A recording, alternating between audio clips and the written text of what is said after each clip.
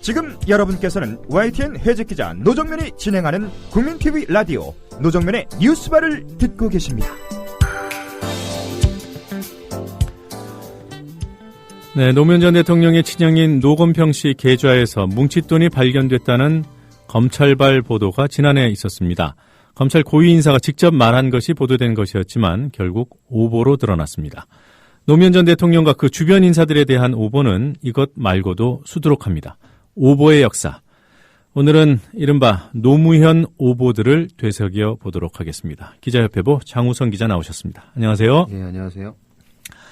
자, 최근 언론인권센터 이 조직에서 검찰을 상대로 행정소송을 냈다고 들었습니다. 어떤 내용입니까? 네, 지난 12일 언론인권센터는 검찰 상대로 행정소송을 냈습니다. 예. 시작은 이게 지난해로 거슬러 올라가는데요. 언론인권센터는 이준명 창원지검 차장검사에 대한 징계 관련 정보를 공개하라고 청구했었습니다. 예. 노건평 뭉칫돈 오보의 원인 제공자라고 지목된 분인데요. 예. 검찰은 이 검사에게 책임을 물어서 지난 5월 경징계 처분을 청구했는데요. 언론인권센터가 이 징계 내용의 공개를 청구하자 대검찰청은 정보 공개를 거부했습니다. 그러자 국민 알 권리 위해서 정보를 공개하라는 행정소송을 낸 겁니다. 네. 그 창원지검 차장검사가 오보의 책임자다. 그래서 징계를 받은 내용을 국민에게 다시 한 번 더 알리겠다라는 그런 취지군요. 네, 그렇죠. 네. 네. 이른바 노건평 뭉칫돈 오보 어떤 내용이었습니까? 예, 당시 창원지검은 경남 통영시의 공유수면 매립 허가 과정에 노건평 씨가 개입한 의혹을 잡고 수사에 들어갔었는데요. 예. 이 검사는 지난해 5월 18일 날 언론 브리핑에서 노건평 씨의 자금 관리인으로 추정되는 주변인 계좌에서 수백억 원대 뭉칫돈이 발견됐다. 노 씨 일가와 관련된 계좌다 하면서 수사가 확대될 것을 암시했습니다. 예. 언론들은 이 발언 내용들을 기사화한 겁니다. 노 씨 일가와 관련된 계좌라고 단정해서 말을 했던가요? 예, 그랬습니다. 네. 차장검사가 기자 브리핑을 했다면 거의 대다수 언론사 기자들이, 출입 기자들이 참석을 했을 텐데, 그러면 언론에 다 같이 보도가 됐던 건가요? 네, 당시 이 검사의 브리핑 다음 날 대부분의 주요 신문들은 일면 톱으로 보도했습니다. 예. 조선일보는 사설까지 실었고요. 노건평 사건 대통령 가족 부패 이대로 두면 나라 망한다라는 제목이었습니다. 네. 그리고 당시 노조가 파업 중이던 MBC는 지상파 방송 중에서 유독 좀 강하게 보도를 했는데요. 첫 번째 리포트로 내보냈습니다. 예. 비교해보면 KBS는 16번째 꼭지로 보도했고 SBS는 리포트를 하지 않았습니다. 네.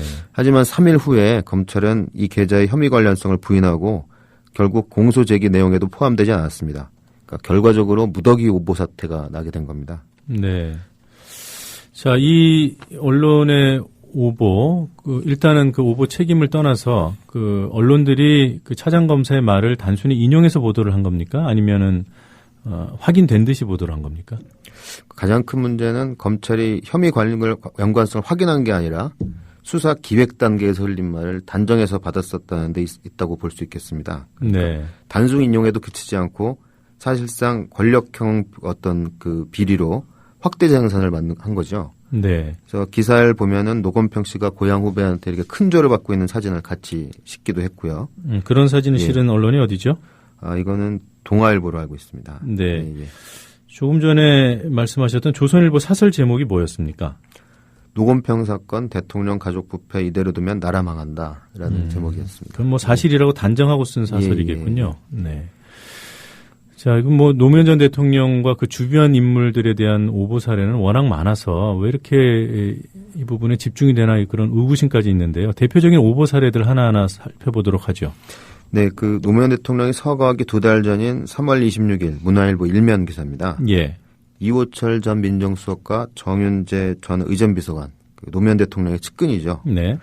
이 사람들이 박연차 태광실업 회장한테 금품을 수수해서 검찰이 계좌 추적을 벌이고 있다. 이런 기사였는데요. 하지만 이 보도는 재판까지 가서 문화일보가 패소했습니다.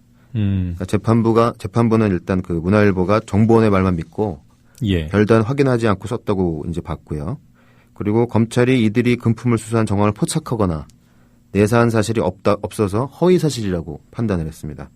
그 결과 법원은 문화일보가 두 사람에게 3천만 원씩 손해배상하라는 판결을 내렸습니다. 정정 보도도 했나요? 예, 한 걸로 알고 있습니다. 네. 그 많은 분들이 기억하고 계실 텐데 그 권양숙 여사가 고가의 시계 2개를 논두렁에 버렸다 이런 기사도 있었죠. 네, 그 역시 노무현 대통령 서거 직전에 나온 보도였는데요. 네. SBS가 당시 첫 보도하고 대부분 언론들이 대대적으로 인용 보도했습니다. 예. 그러니까 기사 내용은 그 권양숙 여사가 박연차 회장에게 받은 1억 원 상당의 외제 고가 시계를 2개를 논두렁에 버렸다 이런 내용인데요. 네.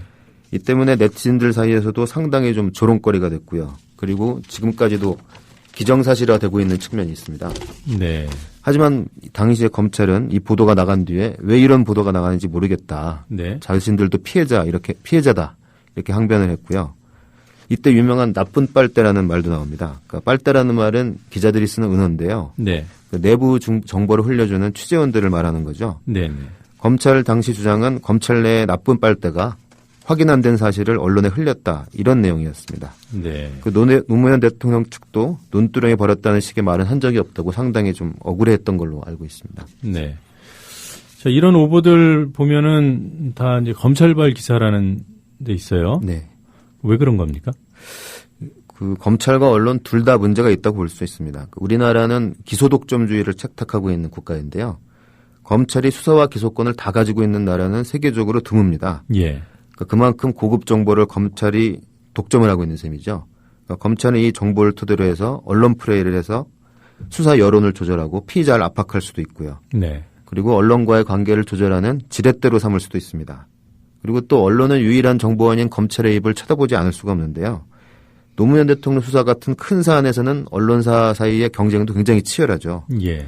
그래서 확인되지 않은 보도도 아직 확인되지 않은 사실도 경쟁적으로 보도하게 되고 하지만 그 검찰이 항상 맞는 건 아닙니다. 혐의 사실이 있다고 해서 재판에서 모두 인정되는 건 아니고요.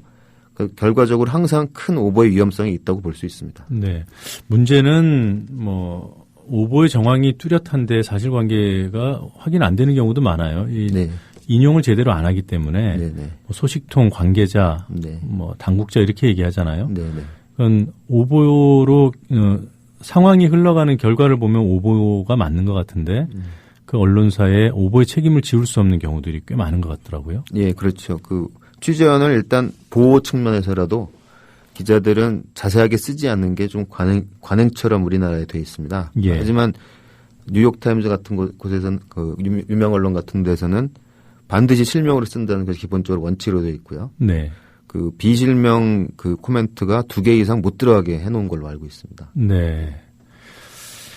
자, 그 노무현 전 대통령 같은 경우에는 대통령 되기 전부터 오보에 시달렸던 정치인 아니겠습니까? 네, 그렇죠. 뭐 어떤 사례들이 있었나요?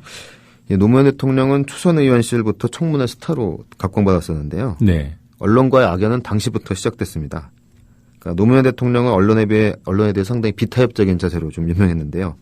1991년 주간조선의 보도가 계기였다고들 합니다. 예. 그러니까 당시 주간조선은 노무현 의원 상당한 재산가인가라는 기사를 냈는데요. 간단히 얘기해서 그 호화 요트 예호가에다가 네. 부동산 투기 관련 등에서 상당한 재산을 갖고 있다. 이런 내용이었고요. 네, 인권 변호사 이미지가 아니라 네, 자산가다. 그렇죠. 네. 인권 변호사는 약간 조작된 이미지다. 네. 이러한 뉘앙스의 기사들이었죠. 이에 대해서 그 노무현 대통령은 주간조선을 상대로 명예훼손 소송을 제기했는데요. 네.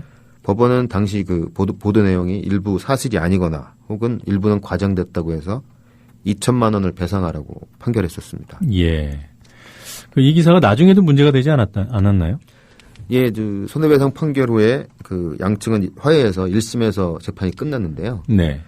2002년 대선을 앞두고 다시 한번 오보 논란이 났습니다. 그러니까 주간조선이 당시 노 대통령이 먼저 화해하자고 제안을 해서 화해했다고 보도했기 때문인데요. 사실은 주간조선 쪽이 먼저 화해를 제안한 걸로 밝혀졌습니다. 그래서 네. 이 때문에 이와 관련된 정정 보도문이 다시 게재된 적이 있습니다. 뭐 여러 번 지적합니다만 정정 보도 해봐야 워낙 크기도 작고 네, 그래서 그렇죠. 잘 안 알려지잖아요. 네, 그렇죠. 네. 예. 자, 오늘 소개해 주신 그런 노무현 오보들 뭐 이것으로도 충분히 많다는 생각이 드는데 이 밖에도 더 있습니까? 예, 그 노무현 대통령이 퇴임 후 내려간 그 봉화마을 조성이 특혜라는 보도도 많이 나왔었는데요. 네. 조선일보, 주간조선, 동아일보 아무튼 대부분의 언론들에서 보도했던 내용들입니다. 하지만 이 내용들은 대부분 사실이 아니거나 상당히 과장된 것으로 나중에 많이 드러났고요. 네. 그리고 오보보다도 좀 더 눈에 띄는 기사가 하나 있어서 소개해드리겠는데요. 그 노 기자님께서는 혹시 20촌 친척이 누군지 혹시 알고 계십니까? 아, 모르죠. 예. 조선일보의 2006년 8월 30일자 기사인데요. 네. 당시 바다 이야기라고 해서 성인 오락실 문제가 많이 터졌을 때입니다. 네. 그래서 그때 경품용 상품권 발행업체 선정 과정에 권기재 전 청와대 행정관이라는 분이 연루됐다는 의혹이 나왔었는데요. 네. 그러니까 조선일보는 권 씨가 그 권양숙 여사와 동향이고 20촌 친척이라고 보도했습니다. 그리고 가계도 도표까지 같이 곁들여서요. 그러니까 대통령 부인이 뭔가 여기 작용하지 않았을까 하는 좀 정황들을 제기했다고 볼 수 있습니다. 예. 사실 20촌 친척을 알고 지내기가 상당히 쉽지 않은데요. 그래서 당시 뭐 대치인들 사이에서는 20촌 친척을 찾는 20촌 놀이라는 것들이 유행하기도 했고요. 예. 아무튼 뭐 이런 경우들을 봤을 때 언론들이 상당히 노무현 대통령을 우호적으로 대하지는 않았던 것 같습니다. 네. 아무튼 좀 이러한 자세들이 적지 않은 오보를 불렀고 또 노무현 대통령의 자살까지 이르게 한 건 아닌가 이런 비판도 많이 나오고 있습니다. 예. 자, 저도 오늘 생각난 김에 제 20촌이 누군지 좀 찾아봐야겠습니다. 자, 오늘도 좋은 소식 잘 들었습니다. 고맙습니다. 감사합니다. 네, 기자협회보 장우선 기자였습니다.